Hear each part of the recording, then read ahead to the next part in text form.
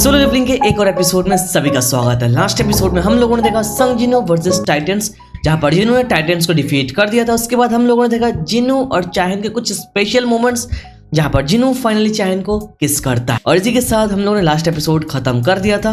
Last episode नहीं देखा है तो लिंक इन द डिस्क्रिप्शन, अगर देख के रखा है तो बहुत बढ़िया। आगे हम लोग कंटिन्यू करेंगे। आगे स्टार्टिंग में हम लोग देखते एक अलग ही दुनिया को, एक ऐसा दुनिया जिसको इससे पहले सोलो लिविंग के अंदर हम लोगों ने कभी देखा ही नहीं। And it's called the world of eternal slumber. Eternal slumber की दुनिया को हम लोग देखता है। यहाँ पर जिनों के सारे शैडो आर्मीज थे। और स्टार्टिंग में हम लोग देखता है कुछ शैडो आर्मीज टस्क को ग्रीटिंग करता है। टस्क वहां पर आता है और सब लोगों को बोलता है गुड मॉर्निंग। गुड मॉर्निंग बोलने के बाद वो बोलता है वेट, मुझे पता नहीं यहाँ पर गुड मॉर्निंग ठीक वर्ड है या फिर नहीं, बिकॉज इस दुनिया में रात भी नहीं होता है, दिन भी नहीं होती है, तो मेरे को पता नहीं मुझे बोलना क्या चाहिए। और जो वर्ल्ड ऑफ इटर्नल स्लम्बर है इसको बोला जाता है द वर्ल्ड ऑफ शैडोज। इन सब के बाद आगे हम लोग देखते हैं टस्क के सामने चल के बेरू आता है। बेरू को देख के टस्क स्माइल करते हुए बोलने लगता है ओके मार्शल बेरू। देख के लग रहा है ये चीज कंप्लीट हो चुका है। नोटिस करना बेरू का नाम अभी क्या बन चुका है, मार्शल बेरू। भाई उसका लेवल अपग्रेड हो चुका है। टास्क जिस चीज कंप्लीट होने की बात कर रहा है वो हमको पता चलता है इट्स अ जैकेट, जो बेरू ने उसके लिए बना के लेकर आया। सेम टू सेम जो जैकेट जिनो पहनता है, जो टास्क चाहता है जिनो की तरह, लाइक उसकी किंग की तरह वो कपड़े पहने। फॉर दैट रीजन बेरू को बोला था ऐसा कुछ बना के देने के लिए, तो बेरू उसको ऐसे सेम टू सेम कुछ बना के दिया। तो इस जैकेट को देखने के बाद टास्क बहुत ज्यादा खुश हो जाता है, बोलने लगता है कि मुझे पता नहीं मैं तुम्हारे इस एहसान को कैसे रिपे करने वाला हूँ। जिसके रिप्लाई में बेरू बोलता है तुम चाहते थे कि तुम किंग की तरह रहो, किंग की तरह बनो, तो मैं तुम्हारी इस रिक्वेस्ट को कैसे डिनाई कर सकता हूँ। आगे बेरू बोलता है अगर ये रोप तुमको बढ़िया लगा तो ये मेरे लिए इनफ है, थैंक यू बोलने की जरूरत नहीं है। आगे हम लोग देखते हैं टस्क इस जैकेट को पहन लेता है, पहन के बोलने लगता है आई लव इट, मुझे ये बहुत ही बढ़िया लगा। अभी मैं सोच रहा हूँ मेरे जितने मेजेस है सारे के सारे मेजेस के लिए इसको एक यूनिफॉर्म के हिसाब से बना लूं, जिससे वो सब लोग इसी को पहने। आगे तो टस्क को जिन्हों जैसे जैकेट मिल चुका था वो बहुत ज्यादा खुश था, बट वो आगे सवाल करता है मेरे हाथ में जो ये ऑर्ब है ये बेटर नहीं होगा अगर इसको रखने के लिए कुछ मिले, बिकॉज मैं हमेशा इसको हाथों में कैरी करता हूँ, देख के अच्छा नहीं लगता है। मैं अभी किंग की तरह हो रहा हूँ थोड़ा बहुत, तो मुझे किंग की तरह चीजें कैरी भी करना चाहिए जिससे मैं इस ऑर्ब को रख पाऊँ। आगे हम लोग देखते हैं पीछे से एक क्राफ्ट्समैन जो जिनो का शैडो आर्मी का पार्ट है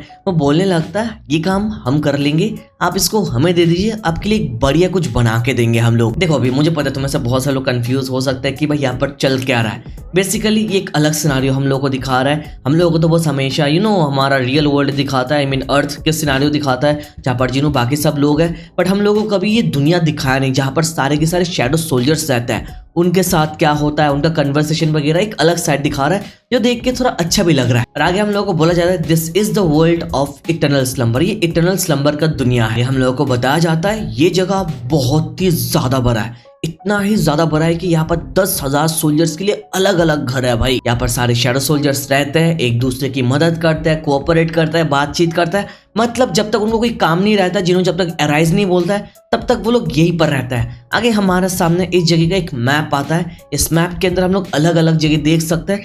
तुम लोग यहाँ पर पॉज करके रीड कर सकते हो। यहाँ पर एवरी सिंगल जगह लाइक एक कंट्री साइज का है, इतना मैसिव है भाई। आगे हमको पता चले इस इटर्नल दुनिया में जितने सोल्जर्स है सारे के सारे सोल्जर्स जिन्हों के माइंड के साथ कनेक्टेड है। जिन्हों जितना पावरफुल होता है ये सोल्जर्स उतना ही ज्यादा रिसेंबल करने लगता है। आगे जिन्हों के शैडो सोल्जर्स बोलने लगता है पहले तो हम यहाँ पर बस डिस्ट्रक्शन करने के लिए थे, बट अभी सिनेरियो ऐसा नहीं है। आगे वो बोलने लगता है हम लोग स्लोली इंसान जैसा बनने लगे। भाई समझ रहे हो। आगे हमको पता चला जिन्हों की shadow army wide variety emotion feel करने लगे। भाई एक ऐसे सोल्जर्स जो कभी इमोशन को फील नहीं किया वो भी इमोशन को फील करने लगे। आगे जिन्हों के शैडो सोल्जर्स बोलने लगते हैं अभी ह्यूमन इमोशन को फील करना हमारे लिए बहुत ज्यादा रिफ्रेशिंग है, बिकॉज प्रीवियसली हम लोगों ने ऐसा कभी कुछ फील किया नहीं, हमारे अंदर एक एम्प्टीनेस काम करता था। आगे हम लोग देखते हैं इस इटर्नल स्लम्बर के दुनिया में जिन्हों के शैडो सोल्जर्स अलग अलग काम कर रहा है। जैसे बिलियन अपने अलग आर्मी के साथ ट्रेनिंग कर रहा है, वहीं पर हम लोग देखते हैं इग्रिस बाकी कुछ शैडो सोल्जर्स को स्टडी करवा रहा है, सच्ची में वो एज ए प्रोफेसर काम कर रहा है। वहीं पर हम लोग देखते हैं कुछ शैडो सोल्जर्स वहां पर चैटिंग कर रहा है,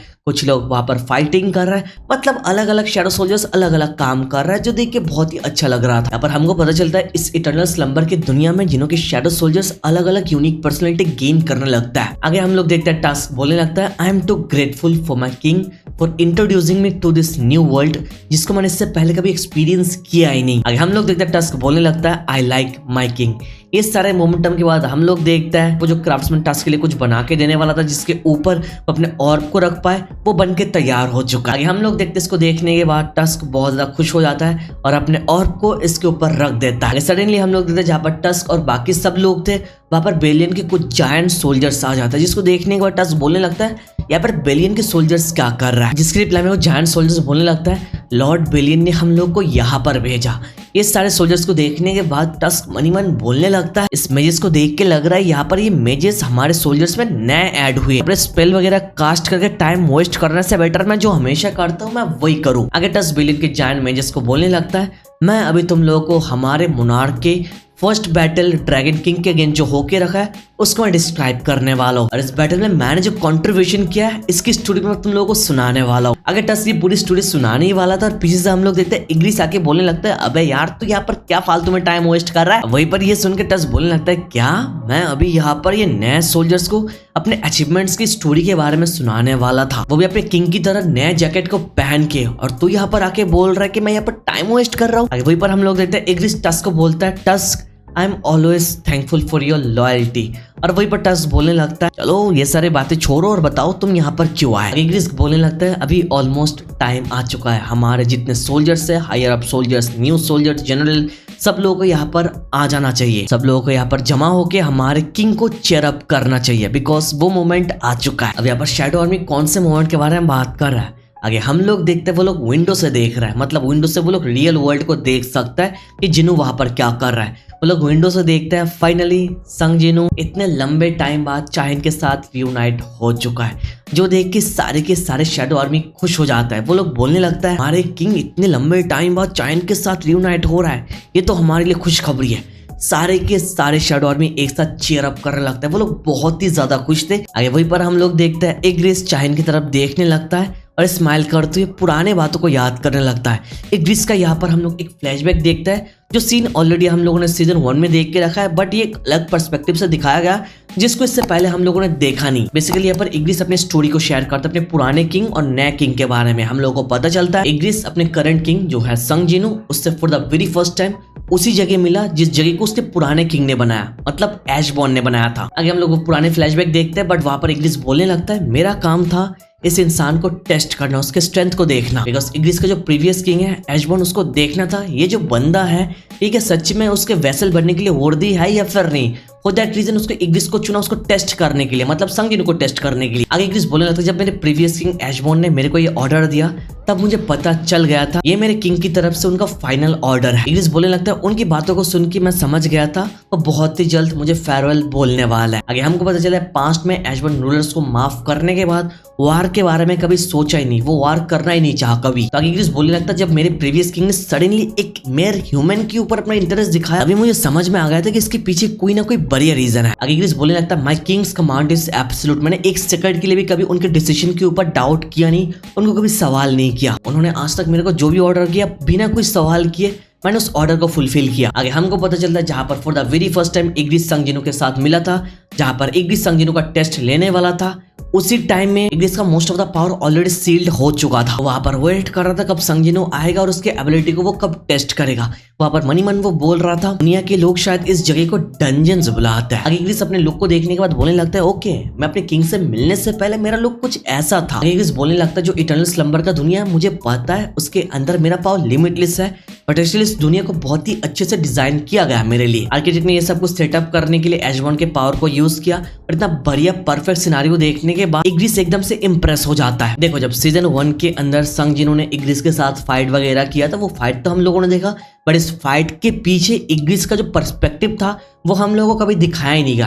तो यहाँ पर आके मांगा के एंड में ये सब कुछ हमको दिखा रहा है कि इग्रिस का पीओवी कैसा था। आगे इग्रिस वापस स्टेज में बैठा था और सडनली कुछ आवाज सुनता है। ये आवाज सुन के इग्रिस मनी मन बोलने लगता है क्या ये बंदा यहाँ पर आ चुका है, दरवाजे के पीछे किसी को सेंस कर पा रहा हूँ। आगे बोलने लगता है कम ऑन ह्यूमन मैं तेरे लिए यहाँ पर वेट कर रहा हूँ। यहाँ पर तो हम लोग फर्स्ट ऑफ ऑल देखते हैं इग्रिस थ्रोन के ऊपर बैठ के संग जिनो के लिए वेट कर रहा था, बट सडनली वो रियलाइज करता है कि यार मैं कुछ ज्यादा ही एरोगेंटली बिहेव नहीं कर रहा हूँ। आगे मनी मन सोचने लगता है कि मुझे लगता है ये कुछ ज्यादा डिसरिस्पेक्टफुल हो रहा है। आगे इमीडिएटली इस थ्रोन से उठ जाता है और मनी मन बोलने लगता है जिस ह्यूमन को मैं टेस्ट करने वाला हूँ, इस ह्यूमन के अंदर मेरी किंग मतलब एशबॉर्न का कॉन्शियसनेस है, तो उनके सामने इस थ्रोन के ऊपर बैठ के बातचीत करना उनके लिए डिसरिस्पेक्टफुल होने वाला है, इनअप्रोप्रिएट होने जा रहा है। आगे वहीं पर हम लोग देखते हैं संग जिनो दरवाजा खोल के अंदर आ जाता है और एक पिलर के साइड में हम लोग देखता है इग्रिस छुप के खड़ा होता है। मतलब समझ लो एशबॉर्न अपने पुराने किंग को कितना ज्यादा रिस्पेक्ट करता था भाई, वो थ्रोन पे बैठ के जिनो के साथ बात नहीं करना चाहा। अगर उसको देखने के बाद इग्रिस मनी मन बोलने लगता है क्या ये वही बंदा है जिसको मेरे किंग ने चूज किया। आगे तो जिनो वहां पर आ चुका था और इग्रिस वहां पर मनी मन बोल रहा था अगर ये मेरे किंग की तरफ से फाइनल ऑर्डर ना होता तो मैं इस फाइट को कभी लाइटली लेता ही नहीं। आगे हमको पता चले इस सीन में अगर इग्रिस को लगता कि संग जिनो यहाँ पर एशबॉर्न के वैसल बनने के काबिल नहीं है तो उसको वो जान से मार देता भाई। आगे वहीं पर हम लोग देखते हैं संग जिनो के सामने इग्रिस आके खड़ा हो जाता है और मनी मन बोलने लगता है अभी टेस्ट करने का टाइम आ चुका है, मुझे अभी देखना है तुम इस कुर्सी पे बैठने के काबिल हो या फिर नहीं। आगे तो इस बैटल का फ्लैशबैक हमारे सामने आ रहा था और इग्रिस वहीं पर अपने थॉट को शेयर कर रहा था इस बैटल के चलते जो उसके दिमाग में चल रहा था। हमको आगे पता चलता है इग्रिस के साथ संग जिनो का जो बैटल हुआ इसके स्टार्टिंग में यार इग्रिस बहुत ज्यादा डिसअपॉइंट हो गया था जिनो के ऊपर, बिकॉज इग्रिस के लिए जिनो वो टैलेंट वो स्किल पोजेस नहीं करता है जिससे संग जिनो इग्रिस के वीकर वर्जन को डिफीट कर पाए। तुम समझ रहे हो भाई इग्रिस कितना ज्यादा पावरफुल था। इग्रिस आगे बोलने लगता है ये बंदा कैसे भी करके मेरे सोर्ड को डॉच कर रहा था इवन तो यहाँ पर मेरा फुल पावर सील था भाई। बट देयर्स वन थिंग जो संग जिनो के अंदर इग्रिस को बड़ी लगा वो है उसका डिटर्मिनेशन। उसके पास कुछ भी नहीं था, वो अपने बेयर हैंड से इग्रिस को डिफीट करने के बारे में सोचा, जो देख के इग्रिस सच में इंप्रेस हो गया था जिसके बारे में पहले हम लोगों को अभी तक पता नहीं चला भाई। बट आगे स्टिल उसके साथ फाइट करने के बाद जिनो को उठा के पटकने के बाद वहां पर इग्रिस बोलने लगता है ये बहुत ज्यादा डिसअपॉइंटिंग है, मैंने जितना सोचा ये बंदा उसके भी काबिल नहीं है। इग्रिस इस बैटल के तो मनी मन बोल रहा था ये बंदा जो इतना ज्यादा कमजोर है वो मेरे किंग का वेसल कैसे बन सकता है। आगे इस फ्लैशबैक में हम लोग देखते हैं इग्रिस ने जिनो का हाल खराब कर दिया था और मनी मन बोलने लगता है कि चल मैं इसको भी जान से मार ही दूंगा बिकॉज ये मेरे किंग का वेसल बनने के लिए रेडी नहीं है, ये बहुत ज्यादा कमजोर है भाई। आगे तो इग्रिस अपना सोर्ड स्विंग करने लगता है और स्विंग करते हुए मनी मन बोलने लगता है फॉर द फर्स्ट टाइम मुझे लगा मेरा प्रीवियस किंग एशबॉर्न ने यहाँ पर एक गलती किया है इसको पिक करके। और जब उसको आगे मारने के लिए अटैक किया तब उसने देखा संग जिनो ने एक सिंगल हाथ से उसके सोर्ड को रोक दिया, जो देख के वो शॉक हो जाता है। जिनो ऐसे बुरे हाल में होने के बाद भी गिव अप नहीं कर रहा था। दिस इज समथिंग जिससे इग्रिस इंप्रेस हो चुका था भाई। आगे तो ये फाइट हम लोगों ने देख के रखा है, संग जिनो वापस डोमिनेट कर रहा था। ये सब कुछ देखने के बाद इग्रिस मनी मन बोलने लगता है क्या मैं इस कमजोर बंदे से हारने वाला हूँ सीरियसली। आगे जिनो की आंखें देखने के बाद तो मनी मन बोल रहा था उसकी आंखें मेरे पुराने किंग एशबॉर्न से रिसेंबल करता है। आगे तो संग जिनो ने इग्रिस को डिफीट कर दिया था और ये पूरे सिनेरियो को याद करते हुए करंट इग्रिस मनी मन बोल रहा था मुझे इस बंदे के पावर को टेस्ट करना था, फॉर दैट रीजन मेरा लेवल मेरा पावर उससे ज्यादा था बट स्टिल इस बंदे ने मुझे डिफीट कर दिया इवन दो ये मेरे से कमजोर था। इस अपने पुराने टाइम को याद करते हुए मनी मन बोल रहा था क्या इसलिए ऐसा हुआ कि मैंने अपने गार्ड को डाउन कर दिया था, वो तो हार चुका था बट स्टिल वो मनी मन बोल रहा था मुझे पता नहीं मुझे यहाँ पर कुछ होना चाहिए फिर नहीं बिकॉज मेरे किंग ने यहाँ पर सही चॉइस किया है। आगे इग्रिस जिनो के साथ जितना सब कुछ करके रखा है सारे के सारे मोमेंट को याद करने लगता है, वो बोलने लगता है ये ह्यूमन मेरे को डिफीट करने के बाद मैं उसका सर्वेंट बन गया था। मैं न्यू किंग संग जिनो हमेशा मेरे साथ बहुत ही अच्छे से बातचीत करते थे, मुझे हमेशा रिस्पेक्ट करते थे, I was thankful for his kindness. Igris बोलने लगता है यहाँ पर संग जिनो माय किंग बस मेरा मास्टर नहीं है, मेरे कॉलेग है, मेरा फ्रेंड भी है। इग्रिस अपने पुराने फ्लैशबैक को जिनो के साथ याद करके बोलने लगता है हम दोनों ने एक साथ मिलके काउंटलेस बैटल्स करके रखा है। टाइम के साथ साथ मेरा ट्रस्ट उनके ऊपर और भी ज्यादा बढ़ता हुआ गया और धीरे धीरे एक ऐसा टाइम आया जहां पर मैं अपने पुराने मास्टर के बारे में भूल ही चुका था। मैं स्लोली अपने न्यू किंग को एक्सेप्ट कर लिया। आगे इस बोलने लगते हैं इन सबके बाद एशबॉर्न के ओरिजिनल आर्मी आता है, एक साथ मिल जाता है जिससे संग जिनो और भी ज्यादा पावरफुल बन जाता है। ग्रैंड मार्शल बेलियन आके जिनो को ज्वाइन करता है बट ये खुशी ज्यादा देर तक टिका नहीं बिकॉज उनके बीच में कभी कभार लफड़ा होता था, ये हमको पता चला। तो इग्रिस आगे सारी स्टोरी शेयर करने लगता है कि हम सब लोग मिलकर आगे और भी ज्यादा फाइट किया, मोनार्क्स को हराया, दुनिया को बचाया।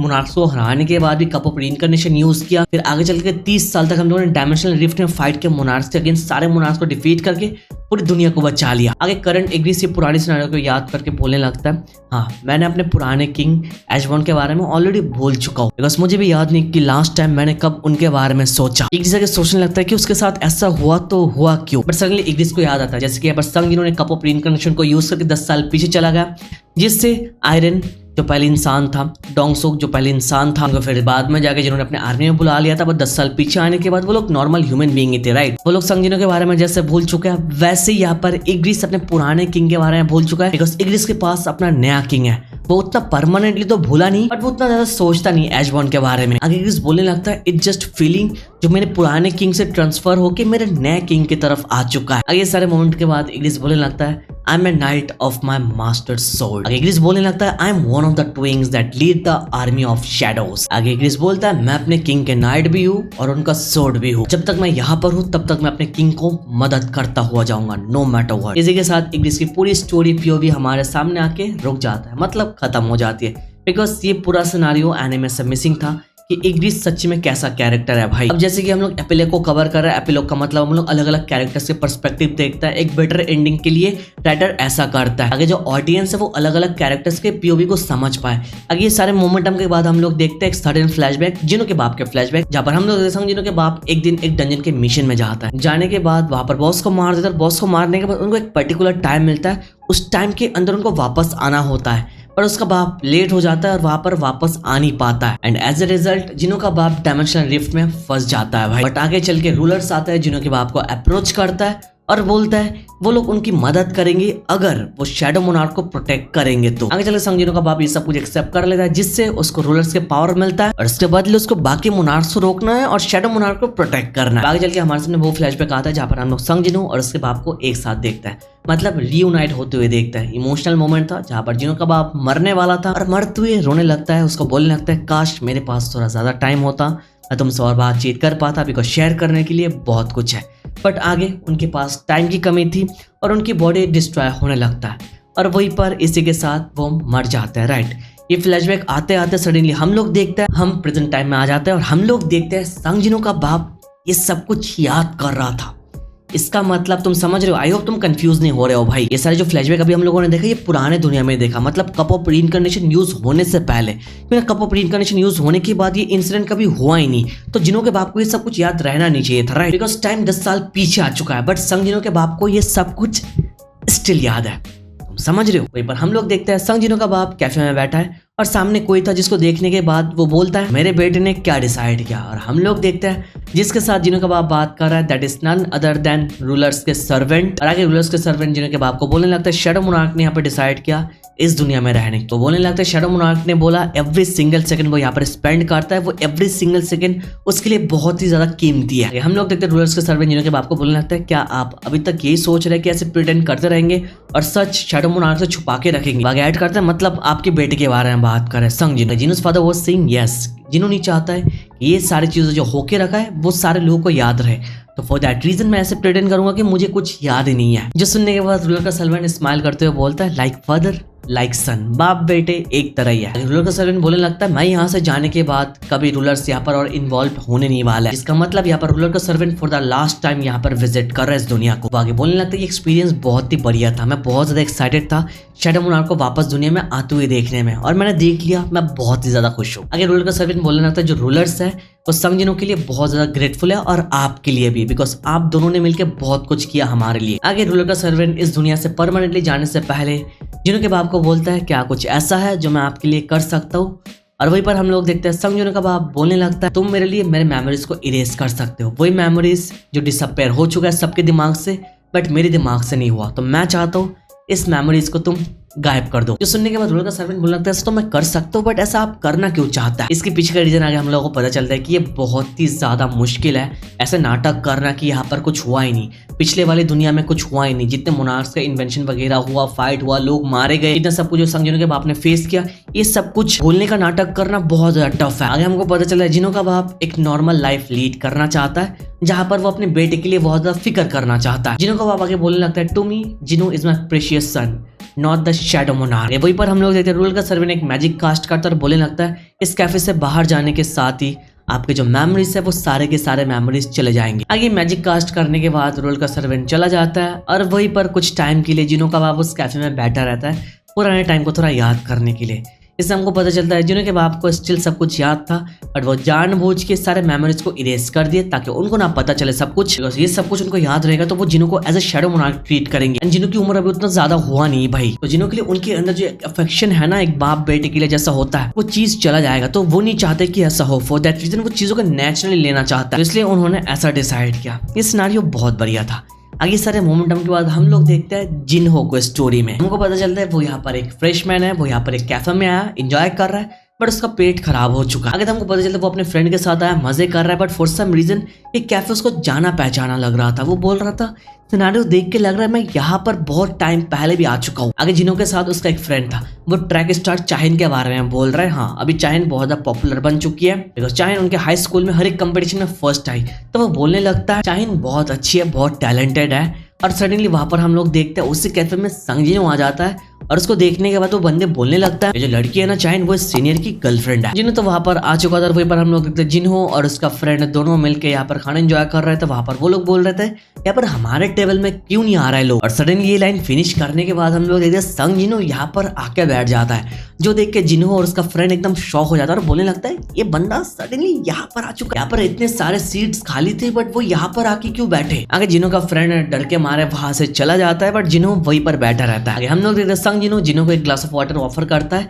जो देखने के बाद जिन्हो बोलने लगता है एक रेगुलर ग्लास में सोजू, मेरा फर्स्ट ड्रिंक सोजू होने वाला है यहाँ पर। ये बोलने के साथ वो इसको पी लेता है और सडनली वो बहुत ही बढ़िया फील करने लगता है और बोलने लगता है ये तो बस सोडा है। जिसके रिप्लाई में जिन्हो बोलता है अभी तुम बहुत लाइट वेट हो तो तुमको यहाँ पर अल्कोहल पीना नहीं चाहिए, तुम और मैं एक साथ यहाँ पर बैठ के सोडा पी सकता है। संगजिनो उसको बोलने लगता है जिन्हो तुम यहाँ पर मेरे राउंड में इतना नर्वस क्यों फील कर रहे हो, जस्ट रिलैक्स रहो और नॉर्मली मेरे साथ बात करो। जिन्हो वहाँ पर बिल्कुल भी नॉर्मल नहीं था, वो बहुत ज्यादा नर्वस था। जो देखने के बाद संगजिनो बोलने लगता है क्या तुम चाहते हो मैं यहाँ से चला जाऊँ, बट जिन्हो वहां पर चिल्ला के बोलने लगता है नहीं सर मैं नहीं चाहता हूँ ऐसा। बट आगे सडनली जिन्हो रियलाइज करता है वो संगजिनो को सर बुला रहा है और ये बहुत ज्यादा नेचुरल साउंड कर रहा है, और इसी के साथ वो सोचने लगता है संगजिनो ने यहाँ पर जिन्हो क्यों बोला, लाइक उसका नाम उसको पता कैसे चला, कभी उन लोगों ने बातचीत भी नहीं किया। आगे हम लोग देखते हैं ये सारे सिनारियों के बाद तो वो लोग वहां पर हैंग आउट करने लगता है, बातचीत करने लगता है, नंबर एक्सचेंज करता है, उनका कॉन्टैक्ट होता रहता है। और आगे हम लोग देखते हैं अगले दिन संगजिनो जिन्हो को कॉल करके बोलता है आज मैं नहीं आ पाऊंगा, आज मैं बाहर जा रहा हूँ। और वहीं पर हम लोग जिन्हो उसको सर करके बोलता है, संगजिनो जिन्हो को बोल रहा था आज कुछ इंपॉर्टेंट काम आ चुका है, मुझे वहां पर जाना है, तुम प्रोफेसर को बोल देना मेरी तरफ से प्लीज। ये सब कुछ बोलते हुए संगजिनो तो आगे जाने लगता है, वहीं पर हम लोग के सामने से एक लड़की आती है और संगजिनो जब उसके बगल से जाने लगता है वहीं पर हम लोग देखता है ये लड़की जिन्हो को रोक के बोलती है एक्सक्यूज मी, क्या हम इससे पहले मिल चुके हैं। संगजिनो वहां पर स्माइल करते हुए बोलता है नहीं, तुम में से जितने लोगों को पता नहीं this girl is none other than Juhi भाई, यंगर जूही, दुनिया 10 साल पीछे आ चुका है तो या शी इज यंग। उसको लग रहा है कि वो संगजिनो के साथ इससे पहले भी मिल चुकी है, बट अगर संगजिनो नो बोलने के बाद वो सडनली बोलने लगती है मैंने एक स्ट्रेंजर के साथ बात किया तो किया क्यों, पता नहीं ये बंदा क्या सोच रहा कि मैं शायद इसके साथ फ्लर्टिंग करने के बारे में सोच रही हूँ समथिंग। आगे मोमेंटम यहीं पर खत्म होता है, वहां पर हम लोग हॉस्पिटल में चला जाता है। वहां पर हम लोग देखते हैं मिस्टर गो हॉस्पिटल में है, डॉक्टर को देख के बोलने लगता है क्या आप मेरे को थोड़ा ऊपर कर सकते हो प्लीज। डॉक्टर उनकी मदद करके उनको थोड़ा ऊपर करता है, और वहीं पर हम लोग देखते हैं उनके बगल के एक टेबल में वो संगजिनो का होली वाटर मौजूद है, जिससे कोई भी डिजीज क्योर हो जाता है। इसको देखने के बाद डॉक्टर मिस्टर गो को सवाल करता है ये चीज क्या है। आगे मिस्टर को बोलने लगता है सडनली एक यंग मैन यहाँ पर आया और ये छोड़ के वो चला गया, ये बहुत स्ट्रेंज है बिकॉज बाहर मेरे बॉडीगार्ड्स है, बॉडीगार्ड्स होने के बाद भी वो अंदर कैसे आ गया। वो यंग मैन यहाँ पर आया, उसको किसी ने नोटिस नहीं किया, और ऊपर से जो इन्फॉर्मेशन इसने दिया वो और भी ज्यादा शॉकिंग है। हमको पता चलता है संगजिनो यहाँ पर आने के बाद मिस्टर गो को बोला कि यहाँ पर एक ऐसा टाइम था जो भी एग्जिस्ट नहीं करता है, और उस टाइम में मिस्टर गो ने उसके साथ मिलकर बहुत सारे मॉन्स्टर के साथ फाइट किया, और मिस्टर गो ने उस टाइम में दुनिया को बचाने के जो अपना कंट्रीब्यूशन दिया उसके लिए जिन्हों यहाँ पर उनको थैंक यू बोलना चाहता है। फॉर दैट रीजन ये बॉटल यहाँ पर रख के गया। ये सब कुछ सुनने के बाद मिस्टर गो भी बहुत ज्यादा शॉक था, और डॉक्टर भी शॉक ही हो जाता है बिकॉज कोई भरोसा नहीं करेगा भाई। मिस्टर को बोलने लगता है ये सब कुछ बोलने के बाद वो बंदा एकदम गायब हो गया, ऐसा लग रहा था वो यहाँ पर कभी आया ही नहीं। आगे मिस्टर को डॉक्टर को बोलने लगता है ये बॉटल वो यहाँ पर रख के मेरे को बोलते हुए गया कि इसको पीने के बाद मेरे अंदर जो इलनेस है सारे के सारे इलनेस क्योर हो जाएंगे। तो उनके डॉक्टर तो बोलने लगता है आप क्या इन सब में विश्वास करता है, ये सब कुछ बकवास है। बट मिस्टर गो का हाल बहुत ही बेकार था, उनको एक बहुत ही खतरनाक बीमारी हो चुकी थी।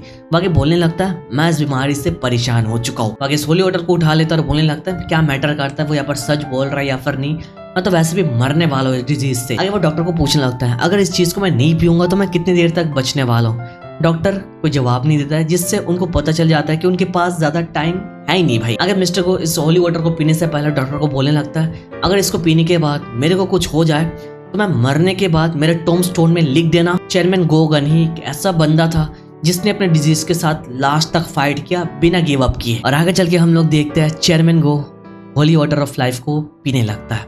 इसको पीने के बाद वो बोलने लगता है अभी मैं यहाँ पर रेस्ट करना चाहूंगा। तो डॉक्टर बोलता है अगर कुछ आप वियर्ड फील करे तो मेरे को जरूर बुलाना, मैं यहाँ पर आ जाऊंगा। और वहीं पर हम लोग देखते हैं चेयरमैन को लेट जाता है और वहीं पर आगे हम लोग नोटिस करते हैं इतने टाइम तक इस डिजीज के साथ बैटल करने के कारण उनके बॉडी के अंदर जो निशान आ चुके थे वो सारे स्कार्स गायब होने लगता है। आगे वो स्माइल करते हुए बोलने लगता है the sun feels so warm. आगे वहीं पर वो रिलैक्स कर रहे थे, उनको देख के लग रहा था वो पहले से बेटर फील कर रहे थे और वहां पर वो बोलने लगे it looks like winter won't be coming just yet. इस मोमेंटम के बाद ये सिनेरियो यहीं पर कट ऑफ हो जाता है। हियर वी कैन से संग जिनो ने यहाँ पर मिस्टर गो को बचा लिया। जिन लोगों को पता नहीं मैं बता देता हूँ, संग जिनो के लिए मिस्टर गो बस चेयरमैन गो नहीं है, वो उनके लिए एक फादर फिगर है। वो भी बहुत ज्यादा फिकर करता है जिनो के लिए, जिनो को बेटे की तरह देखता है और वहाँ पर जिनो भी उनको बाप की तरह देखता है। बट यहाँ पर देख के अच्छा लगा इतने टाइम से ये डिजीज के साथ लड़ रहे थे और जिनो यहाँ पर आके उनकी मदद करके चला गया किसी को बिना बताए। अब ये सारे मोमेंटम के बाद हमारे सामने ड्रैगन किंग का एपिलॉग आता है और इसको हम लोग नेक्स्ट वीडियो में कवर करेंगे। I am extremely sorry video को इतना शॉर्ट करने के लिए, बिकॉज मेरी तबीयत थोड़ी खराब है, बट स्टिल मैं चाहता हूँ जितनी जल्दी हो सके मैं इस पूरी मांगा को कवर कर लूँ। मुझे पता है तुम लोग वेट करो, फॉर दैट रीजन मैं यहाँ पर अपने आप को पुश करके ये सारे वीडियोस बना रहा है इतनी जल्दी। I hope sometimes you guys are okay with like short video. कभी कभार मुझे भी प्रॉब्लम्स होती है इतनी जल्दी वीडियो बनाने में, तो I hope you guys are okay with. एक दिन में ये पार्ट लेकर आ रहा तो नेक्स्ट पार्ट भी बहुत ही जल्दी लेकर आऊंगा। वीडियो तक देख रहे तो लाइक करो, चैनल पर नया हो तो मेरे भाई प्लीज सब्सक्राइब कर दो। Thank you so much for watching this video. तो मिलता है नेक्स्ट वीडियो में।